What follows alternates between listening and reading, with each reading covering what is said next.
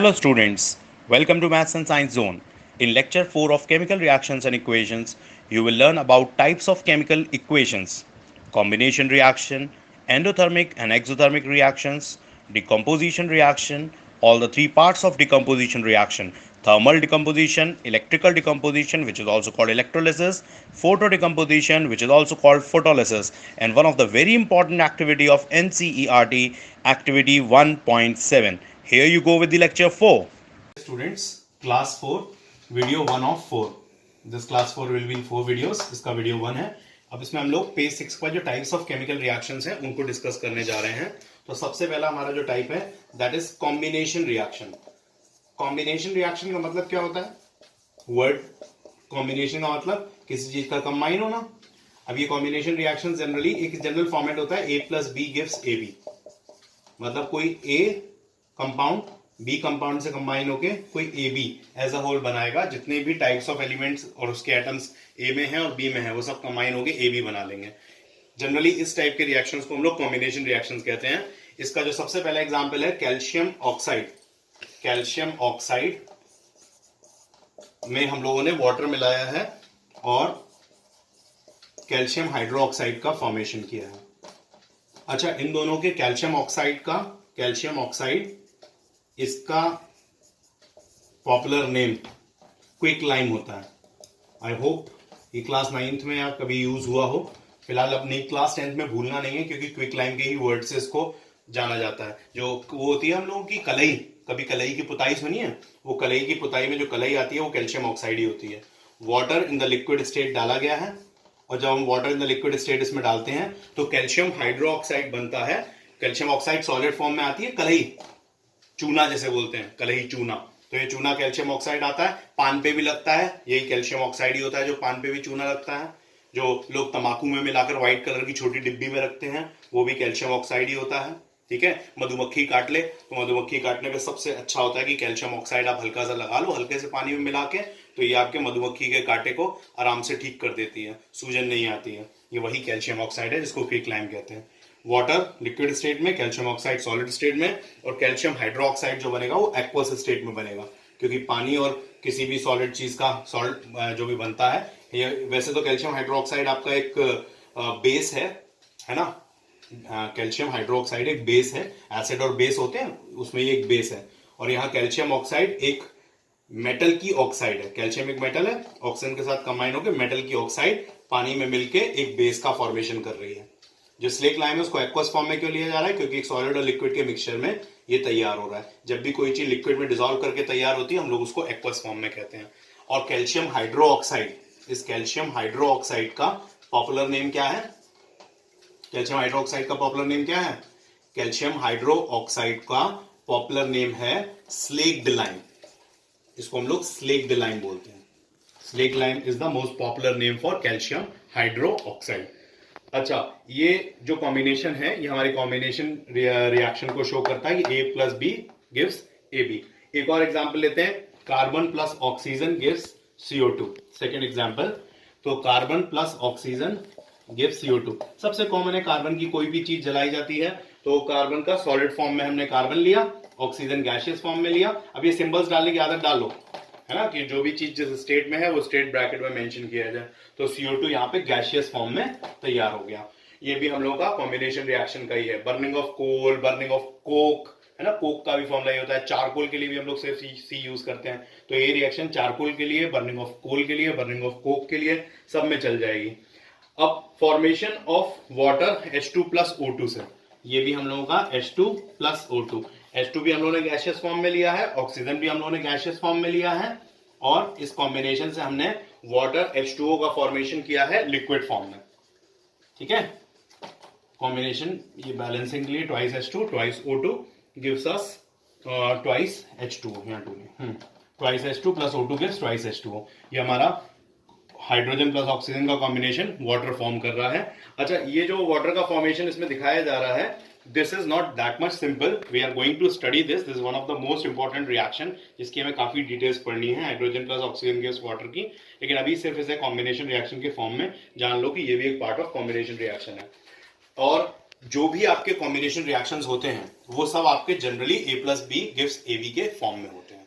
ठीक है, पहले दिमाग में सेट करो। We will go with several examples of combination reaction. Types of chemical reactions का वीडियो 2, मैंने इस टाइप्स ऑफ केमिकल रिएक्शन में कॉम्बिनेशन रिएक्शन डिस्कस कर लिया था। कॉम्बिनेशन रिएक्शन के साथ हम लोगों को पेज नंबर 7 पे एक बर्निंग ऑफ नेचुरल गैस दिया हुआ है।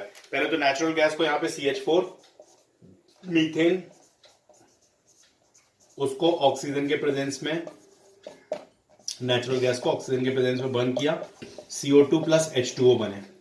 ठीक है, जब भी किसी भी कार्बन और हाइड्रोजन से बनी हुई गैस को ऑक्सीजन के प्रेजेंस में जलाया जाता है, प्रोडक्ट में हमेशा CO2 और H2O ही बनता है। रेस्ट हम लोग बैलेंसिंग कर लेते हैं। यहाँ 2 O2 हो जाएगा, 2 ऑक्सीजन, और यहाँ पे 3 ऑक्सीजन हो रही है, तो यहाँ पर भी 2 हो जाएगा, 2 4 ऑक्सीजन, 2 4 ऑक्सीजन, हाइड्रोजन 4। ठीक है, बैलेंस हो गया। तो ये हम लोगों का कॉम्बिनेशन जो है CO2 और H2O का फॉर्मेशन। इसमें CO2 और H2O जो बनते हैं ये भी गैसियस स्टेट में बनते हैं। CO2 और H2O जो बनते हैं ये भी गैसियस स्टेट में ही बनते हैं दोनों। वाटर भी गैसियस स्टेट में स्टीम फॉर्म में निकलता है। अब ये जो स्टीम फॉर्म में निकल रहा है ना, इसमें प्लस में एनर्जी और एक्स्ट्रा चीज जोड़ रहा हूं। क्यों एनर्जी जोड़ रहा हूं? कि मैं ये बताना चाहता हूं कि ये एक एक्सोथर्मिक रिएक्शन है। मैंने एक्सोथर्मिक पढ़ाया है ना, the reactions in which heat is evolved. तो जब भी नेचुरल गैस को जलाते हो, आप किसी भी चीज की गैस बर्निंग करते हो, घर में LPG भी बर्न करते हो, तो उसका भी रिएक्शन LPG यहाँ पे ऑक्सीजन, CO2 और H2O ही होगी, है ना। Mainly LPG consist of ethane.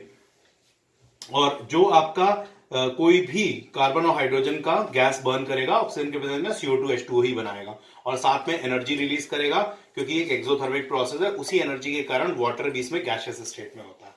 ठीक है, एक्सोथर्मिक और एंडोथर्मिक याद है ना। एक्सोथर्मिक जिसमें हीट रिलीज होती है, एंडोथर्मिक जिसमें हीट एब्जॉर्ब होती है। या तो प्रोडक्ट्स ठंडे पड़ जाते हैं और या उसमें हम लोगों को रिएक्टेंट साइड हीट देनी पड़ी होती है, इसलिए हम लोग उनको एंडोथर्मिक कहते हैं। जब भी हम किसी रिएक्शन में कहते हैं हीट इज बीइंग गिवन, तो उसको हम एंडोथर्मिक रिएक्शन कहते हैं। जिसमें हीट इज बीइंग इवॉल्व्ड, तो उसको हम लोग एक्सोथर्मिक रिएक्शंस कहते हैं। अच्छा, एक और रिएक्शन दिया हुआ है जो मैंने उसमें ग्लूकोज के फॉर्मेशन में पहले एक बार डिस्कस कर चुका हूं। तो वो ग्लूकोज के फॉर्मेशन, मतलब ग्लूकोज का फॉर्मेशन नहीं, ग्लूकोज की बर्निंग, C6H12O6। अगर इसको ऑक्सीजन के प्रेजेंस में जलाया तो हमारी बॉडी में भी CO2 plus H2O plus energy बनती है। तो ये रिएक्शन भी हम लोगों की बॉडी में रोज परफॉर्म होता है, जिसमें मैंने तुम लोगों को प्रिस्क्राइब किया था कि अगर ट्राई करना है कि तुम्हें बार बार भूख न लगे, तो उस केस में 2-3-4 घंटे सांस रोक के देखो। 2-3-4 घंटे जिसकी सांस रुक जाए उसे पक्का भूख नहीं लगेगी। ठीक है, ये मैंने गारंटी ली थी ना। किसी ने ट्राई किया? चलो, C6H12O6 ऑक्सीजन के प्रेजेंस में आपने जलाया, बैलेंसिंग इसकी भी कर लो। 6 यहाँ O2 होंगे, 6 कार्बन डाइऑक्साइड, 6 वाटर। तो ये आपका हमारी बॉडी में ग्लूकोज का ऑक्सीडाइज होना, ग्लूकोज का बर्न होना, उससे कार्बन डाइऑक्साइड और वाटर का फॉर्मेशन और साथ में एनर्जी रिलीज होना, जो एनर्जी हमारी डे टू डे लाइफ में काम आती है। तो इसको भी हम लोग बॉडी में ग्लूकोज की बर्निंग को भी एक्सोथर्मिक रिएक्शन ही बोलते हैं। ठीक है, तो एक्सोथर्मिक के टाइप में मुझे तुम्हें बताना था। अच्छा, उसमें थर्ड एक चीज दी हुई है, decomposition of vegetable matter into compose is also an example of exothermic, क्योंकि उसमें भी हीट रिलीज होती है। जब भी कोई वेजिटेबल मैटर, जिसको हम लोग बायोमास कहते हैं, वो सब बायोमास कंपोज में कन्वर्ट होता है, यानी उसमें से बायोगैस रिलीज होती है, तो वो भी एक्सोथर्मिक प्रोसेस रहता है। ठीक है, पेज 7 पे हमारी जितनी भी रिएक्शंस हैं हम लोगों ने वो सारी रिएक्शंस डिस्कस कर ली हैं।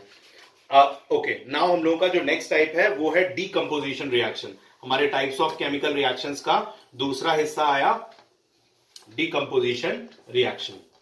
डीकंपोजिशन रिएक्शन, डीकंपोजिशन रिएक्शन का मतलब, पहले तो डीकंपोजिशन वर्ड का मतलब क्या होता है? किसी चीज का डिकम्पोज हो जाना, खत्म हो जाना, टूट जाना, उसको हम लोग डीकंपोजिशन रिएक्शन कहते हैं। तो डीकंपोजिशन रिएक्शन में क्या होता है? AB गिव्स A+B, एक जनरल फॉर्म है। कभी कभी ABC कंपाउंड भी होता है, यानी 2 से अधिक एलिमेंट्स का बना हुआ भी है, तो वो A+B+C 3 पार्ट्स में टूट जाता है। मेन मैटर ये नहीं है कि वो कितने एलिमेंट्स का बना हुआ है, मेन मैटर ये है कि यहां पर जो कंपाउंड है वो डिकम्पोज हो रहा है, टूट रहा है, और टूट के सब पार्ट्स में बदल रहा है, और ये सब पार्ट्स इंडिविजुअली खुद में स्टेबल मॉलिक्यूल्स हैं, स्टेबल कंपाउंड्स हैं। ठीक है, ऐसे रिएक्शंस को हम डिकम्पोजिशन रिएक्शन कहते हैं। अब डिकम्पोजिशन नॉर्मली किसी भी कंपाउंड का नेचुरल वे में तो नहीं हो रहा होता। डिकम्पोजिशन कई सारे टाइप्स में हो रहा होता है। या तो डिकम्पोजिशन हीट की वजह से होता है, तो हम लोग उसको हीट की वजह से डिकम्पोजिशन रिएक्शन कहते हैं। यानी डिकम्पोजिशन रिएक्शन के भी टाइप्स हैं, तो हम लोग डिकम्पोजिशन रिएक्शन को टाइप में पढ़ने वाले हैं। थर्मल डिकम्पोजिशन, इसका ए टाइप है थर्मल डिकम्पोजिशन, कि हीट की वजह से ये रिएक्शन में डिकम्पोजिशन हुआ, ब्रेकिंग हुई, टूटना हुआ। इसके बाद थर्मल डिकम्पोजिशन के अलावा दूसरी पॉसिबिलिटी क्या होती है? Electrical decomposition. Electrical decomposition, electrical यानी इलेक्ट्रिसिटी की वजह से डिकम्पोज हुआ। तीसरा फोटो डिकम्पोजिशन, लाइट की वजह से डिकम्पोजिशन रिएक्शन हुआ। ठीक है, फोटो डिकम्पोजिशन भी पॉसिबल है, जब जिस समय पे नॉर्मली सनलाइट होती है, सनलाइट के कारण फोटो डिकम्पोजिशन होता है। नहीं तो अदरवाइज कभी कभी क्या होता है कि जो हम लोगों की आर्टिफिशियल लाइट है उसके हेल्प से भी हम लोग डिकम्पोजिशन रिएक्शन परफॉर्म करते हैं। तो मेनली अभी हम लोग डिकम्पोजिशन रिएक्शन के तीनों टाइप पढ़ने वाले हैं, थर्मल डिकम्पोजिशन, इलेक्ट्रिकल डिकम्पोजिशन और फोटो डिकम्पोजिशन। थर्मल डिकम्पोजिशन में जो हम लोग टाइप्स ऑफ डिकम्पोजिशन रिएक्शन पढ़ रहे थे, टाइप्स ऑफ केमिकल रिएक्शन का सेकंड डिकम्पोजिशन रिएक्शन, उसके पार्ट्स में तीन थे, थर्मल डिकम्पोजिशन हीट के कारण, फोटो डिकम्पोजिशन लाइट के कारण, इलेक्ट्रिकल डिकम्पोजिशन इलेक्ट्रिसिटी के कारण। सबसे पहले थर्मल डिकम्पोजिशन का one of the most famous and very very popular reaction, ferrous sulphate का रिएक्शन। फेरस सल्फेट को हमने हीट किया और Fe2O3 यानी फेरिक ऑक्साइड बनाई, सल्फर डाइऑक्साइड बनाई, सल्फर ट्राइऑक्साइड बनाई। सल्फर ट्राइऑक्साइड, सल्फर डाइऑक्साइड दोनों गैसियस स्टेट में है। जो फेरिक ऑक्साइड निकलता है वो सॉलिड स्टेट में निकलता है, और जो फेरस सल्फेट भी यूज किया जाता है वो सॉलिड स्टेट में किया जाता है। हीट को दिखाने के लिए केमिस्ट्री में आप सिर्फ अगर ये डेल्टा लिख दें तो हीट लिखने की जरूरत नहीं पड़ती। Either of the thing can be written, आप हीट लिखें या डेल्टा बनाएं। ठीक है, तो डेल्टा हीट को रिप्रेजेंट करता है। ये रिएक्शन बहुत ज्यादा इंपॉर्टेंट क्यों है? एक तो ये बैलेंसिंग में बहुत आती है, तो इसकी बैलेंसिंग में सिर्फ ट्वाइस FeSO4 करना है, क्योंकि यहां पर दो Fe के दो एटम्स यूज हो रहे हैं। सल्फर के यहां दो ऑलरेडी हैं और ऑक्सीजन के 4 × 2 8, तो यहां पर 3 हो चुके हैं, 6 3 4 5 6 7 8 8 यहां पर ऑक्सीजन के हो चुके हैं। सिर्फ यहां ट्वाइस लगाने से बैलेंस हो जाती है। दूसरा, इस रिएक्शन की इंपॉर्टेंस ये हो रहे हैं कि ये रिएक्शन आपकी थर्मल डिकम्पोजिशन में ABC gives A + B + C का फॉर्म शो करती है। तीसरी इंपॉर्टेंस ये है कि इसमें सल्फर की ही दो ऑक्साइड्स, एक सल्फर डाइऑक्साइड और एक सल्फर ट्राइऑक्साइड, दोनों का फॉर्मेशन हो रहा है। चौथी बात, इसमें जो फेरिक ऑक्साइड बनता है वो फेरिक ऑक्साइड सॉलिड में है, ये दोनों गैसेस स्टेट में है। तो हमारा सॉलिड से एक सॉलिड और दो गैसेस का रिलीज होने का भी एक एग्जाम्पल है अच्छा, इसलिए और ये इंपॉर्टेंट है। और ये एक कारण से और इंपॉर्टेंट है कि जो फेरस सल्फेट होता है, नॉर्मली वो फेरस सल्फेट आपका वाटर ऑफ क्रिस्टलाइजेशन के साथ पाया जाता है। ये वाटर ऑफ क्रिस्टलाइजेशन मैंने डिस्कस नहीं किया है ना, चलो अभी डिस्कस करता हूं। ये डॉट लगाकर जितने भी वाटर मॉलिक्यूल्स किसी भी सॉल्ट में जोड़ दिए जाते हैं, इस डॉट के कारण ये वाटर ऑफ क्रिस्टलाइजेशन कहलाता है। 7 molecules of water of crystallisation, यानी इसके क्रिस्टल का हिस्सा है ये वाटर मॉलिक्यूल्स। क्रिस्टलाइजेशन, ये वाटर ऑफ क्रिस्टलाइजेशन क्या है? इस क्रिस्टल का, इसके मॉलिक्यूल का हिस्सा बन गए हैं। तो जो फेरस सल्फेट होता है वो 7 molecules of water of crystallisation के साथ होता है। और जब हम प्रीवियसली इसको हीट करते हैं तो इसकी हीटिंग से पहले ये 7 मॉलिक्यूल्स अलग होते हैं, FeSO4 बनता है और 7 मॉलिक्यूल्स अलग होते हैं। तब इस FeSO4 की फर्दर हीटिंग से ये रिएक्शन परफॉर्म होती है। तो इस रिएक्शन की एक इंपॉर्टेंस ये भी है कि ये 7 मॉलिक्यूल्स ऑफ वाटर क्रिस्टलाइजेशन के साथ पाया जाने वाला जनरली सॉल्ट है, जिसको हीट करके पहले फेरस सल्फेट तैयार किया जाता है और फिर उस फेरस सल्फेट से यहां रिएक्शन होती है। अच्छा, एक खास बात और कि यहां पर जो हम लोग ये यूज कर रहे हैं, ये फेरस सल्फेट यूज कर रहे हैं, है ना? आपको ये याद है ना, फेरस क्या होता था? Fe, फेरस होता था Fe2+, और फेरिक क्या होता था? Fe3+। और यहां पर जो ऑक्साइड बन रही है ये फेरिक ऑक्साइड बन रही है। यहां पर जो ऑक्साइड बन रही है ये फेरिक ऑक्साइड बन रही है। अब ऐसा होता क्यों है, इसको तुम आगे पढ़ोगे जाके 11th क्लास में केमिस्ट्री में, तुम्हें इसका जवाब मिलेगा कि क्यों फेरस से फेरिक का फॉर्मेशन हो रहा है, क्या चेंजेस आ रहे हैं, कैसे Fe2+ Fe3+ में बदल जा रहा है। थोड़ा सा भी ऑक्सीडेशन रिडक्शन वाला पार्ट पढ़ाएंगे तो उसमें थोड़ा सा ये बात थोड़ी सी एक्सप्लेन कर देंगे जहां तक पॉसिबल होगी। तो इस रिएक्शन की एक इंपॉर्टेंस और बता रहे हैं कि रिएक्शन की इंपॉर्टेंस ये भी बढ़ गई कि यहां फेरस से फेरिक का कन्वर्जन हुआ। So this reaction becomes very very important. ठीक है, तो ये हम लोगों का पार्ट हो गया थर्मल डिकम्पोजिशन का। थर्मल डिकम्पोजिशन में एक और रिएक्शन पिकअप करता हूं मैं, और थर्मल डिकम्पोजिशन की दूसरी रिएक्शन जो हमारी किताब में दी हुई है उसको एक्सप्लेन करता हूं, कैल्शियम कार्बोनेट का। Calcium carbonate which is popularly known as calcium carbonate है, जिसको पॉपुलरली हम लोग कहते हैं क्या कहते हैं? Limestone, limestone, marble. Limestone marble जो होता है, मार्बल भी हमारा कैल्शियम कार्बोनेट ही होता है। तो ये जो कैल्शियम कार्बोनेट है, इस कैल्शियम कार्बोनेट को जब आप हीट करते हो तो ये कैल्शियम कार्बोनेट हीट करने पे कैल्शियम ऑक्साइड और कार्बन डाइऑक्साइड में टूट जाता है। कैल्शियम ऑक्साइड और कार्बन डाइऑक्साइड, ये कार्बन डाइऑक्साइड जो रिलीज होती है गैसियस फॉर्म में होती है, और जो एक क्विकलाइम, इसका नाम बताया था ना क्विकलाइम, ये सॉलिड स्टेट में हमें प्राप्त होता है। हालांकि इसकी क्वालिटी उतनी अच्छी नहीं होती जैसे चूने की होती है, फिर फर्दर उसको ट्रीट करके प्रॉपर गुड क्वालिटी बनाया जाता है, बट ये हीट से जनरेट होता है। ये भी हमारा थर्मल डिकम्पोजिशन का ही एग्जाम्पल है। अब हम तीसरा एग्जाम्पल जो थर्मल डिकम्पोजिशन का ले रहे हैं वो ले रहे हैं लेड की नाइट्रेट का, PbNO3 होल ट्वाइस, लेड का +2 वैलेंसी ले रहे हैं, और इसको भी हीट करने के साथ हम लोग तैयार कर रहे हैं लेड की ऑक्साइड, नाइट्रोजन डाइऑक्साइड और ऑक्सीजन। लेड की ऑक्साइड, नाइट्रोजन डाइऑक्साइड और oxygen. This is also very very important reaction. ये भी बहुत इंपॉर्टेंट रिएक्शन है। ये क्यों बहुत इंपॉर्टेंट रिएक्शन है? क्योंकि यहाँ लेड नाइट्रेट जो है, ये लेड नाइट्रेट हीट करने पे लेड की ऑक्साइड बना रहा है, नाइट्रोजन डाइऑक्साइड और ऑक्सीजन, 3 पार्ट्स भी बन रहे हैं। और जो नाइट्रोजन डाइऑक्साइड होती है, इस नाइट्रोजन डाइऑक्साइड का फॉर्मेशन, जिस फ्यूम्स जो रिलीज होते हैं वो ब्राउन फ्यूम्स होते हैं, तो इसको ब्राउन फ्यूम्स रिएक्शन भी बोलते हैं। क्या बोलते हैं? Brown fumes reaction. क्योंकि ये जब भी नाइट्रोजन डाइऑक्साइड प्रोड्यूस होती है तो ये ब्राउन फ्यूम्स के साथ होती है, तो हम लोग ब्राउन फ्यूम्स रिएक्शन के नाम से इसको पॉपुलरली जानते हैं। इसलिए reaction one of the most important reaction में काउंट होती है। और नाइट्रोजन डाइऑक्साइड, अच्छा, ये बैलेंसिंग के लिए भी बहुत आती है, क्योंकि इसकी बैलेंसिंग जब आप करते हो तो ट्वाइस Pb, यहाँ पे ट्वाइस PbO, और यहाँ पे जो नाइट्रोजन डाइऑक्साइड के 4 मॉलिक्यूल्स बनते हैं। आपको बैलेंसिंग से एक बात और बताऊं कि जैसे 2 मॉलिक्यूल्स लेड नाइट्रेट के लिए गए तो 2 मॉलिक्यूल लेड ऑक्साइड के बने और 4 मॉलिक्यूल नाइट्रोजन डाइऑक्साइड के बने। ये एक रेशियो भी होता है कि 4 इसके बन रहे हैं, 1 इसका बन रहा है। तो ये रिएक्शन बैलेंसिंग में भी बहुत इंपॉर्टेंट है, थर्मल डिकम्पोजिशन में भी, और ब्राउन फ्यूम रिएक्शन भी इसको बोलते हैं, फॉर्मेशन ऑफ ब्राउन फ्यूम्स। आप ये याद कर लो कि ब्राउन फ्यूम्स हमेशा NO2 के होते हैं। Decomposition reaction to be continued with H2O, electrolysis gives H2 + O2। H2O का इलेक्ट्रोलिसिस होकर हाइड्रोजन और ऑक्सीजन का बनना डिकम्पोजिशन रिएक्शन का, इलेक्ट्रिकल डिकम्पोजिशन का पार्ट है। इस इलेक्ट्रिकल डिकम्पोजिशन का आपके एनसीईआरटी में एक्टिविटी 1.7 है। ये इस चैप्टर की सबसे इंपॉर्टेंट एक्टिविटी है, क्योंकि इस पे बेस्ड क्वेश्चंस अक्सर आते हैं। इसका पूरा अरेंजमेंट क्या है? प्लास्टिक मग हमने लिया, 2 होल्स करके उसमें नीचे रबर स्टॉपर्स लगाए और उसमें कार्बन इलेक्ट्रोड्स इंसर्ट किए। यहाँ पे जो इलेक्ट्रोड्स हैं उनको हमने 6 वोल्ट बैटरी से कनेक्ट किया। अब इलेक्ट्रोड्स जो भी positive terminal of the battery से कनेक्ट कर दिया जाता है वो एनोड हो जाता है। यहाँ पे positive terminal of the battery से कनेक्ट कर दिया तो ये एनोड हो गया, negative terminal of the battery से कनेक्ट कर दिया तो ये कैथोड हो गया। ठीक है, ये हम लोग अच्छे से मालूम है ना कि कैथोड आपका नेगेटिव इलेक्ट्रोड होता है और एनोड आपका पॉजिटिव इलेक्ट्रोड होता है। ठीक है, ये सबको अच्छे से याद है। अब जिससे भी टर्मिनल से कनेक्ट करते हैं वही कैथोड एनोड उस तरह से बन जाता है। अब हमने इसमें वाटर फिल कर दिया है, वाटर में थोड़ा सा सल्फ्यूरिक एसिड डाल दिया है ताकि वाटर एसिड रिलेटेड बन जाए। एसिड रिलेटेड वाटर बनाने का क्या मकसद है हमारा, क्यों बनाया? Why we made like this? Because we know the pure water doesn't conduct electricity and we need to conduct electricity through water. We need to make water to act like an electrolyte. So we make it acid related so that easily it could conduct electricity.